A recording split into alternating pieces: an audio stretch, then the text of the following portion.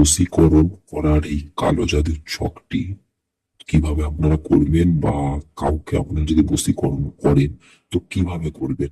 তো স্ক্রিনের উপরে যে ছকটি আপনাদেরকে দেখানো হচ্ছে, এরকম সেম আপনাদেরকে ছক তৈরি করে নিতে হবে। যার উপরে আপনারা বশীকরণ করতে চান তার একটি আকৃতি করে নেবেন। দেখতেই পাচ্ছেন যেমন একটা আমি আকৃতি করেছি, আর এর বুকের ওপর তার নাম লিখবেন। আর এই মসকাটের মধ্যে যেমন ভাবে যে ছকটি আমি রেডি করেছি সেম ছক তৈরি করতে হবে। এই লেখাটা লিখতেই হবে, না হলে বশীকরণ হবে না। তো যার ওপর বশীকরণ করবেন তার একটা আকৃতি করবেন, দিয়ে এই যে নস্কাটি আমি লিখেছি এই নস্কাটিটা আপনারা লিখবেন। জাফরান কালি দ্বারাই লিখবেন। আর এটি লেখার সময় হচ্ছে রাত 12টা থেকে ভোর 4টের মধ্যে। এই টাইমটার মধ্যে আপনাদেরকে এই নস্কাটি করতে হবে। যদি এই টাইমের মধ্যে আপনারা নস্কাটি না করতে পারেন তাহলে বশীকরণ হবে না। এই বশীকরণটা করার জন্য জাফরান কালির দ্বারা এই নস্কা তৈরি করতে হবে।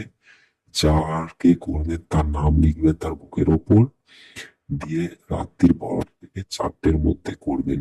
তো এই করার পর কি করবেন, এই নস্কাটি রেডি হয়ে গেলে এই নস্কাটি নিয়ে আপনি সকালবেলা বেরিয়ে পড়বেন। যার উপর বশীকরণ করতে চান যদি তার বাড়ির আশেপাশে হয় তো আপনি কি করবেন, এইটা তার বাড়ির আশেপাশে কোথাও যে আপনি মাটিতে চাপা দিয়ে দেবেন। বা এমন হতে পারে যে তার বাড়ি দূরে কোথাও, তখন কি করবেন, তখন এইটিকে নিয়ে যে আশেপাশে যদি কোনো নদী থাকে সেই নদীতে ফেলে দেবেন। বা যেহেতু এটা কালো জাদু আছে তো আপনি কোনো আশেপাশে কবরস্থান থাকলে কোনো পুরোনো কবরেও আপনি রেখে আসতে পারেন। তো আপনার কাজ হয়ে যাবে।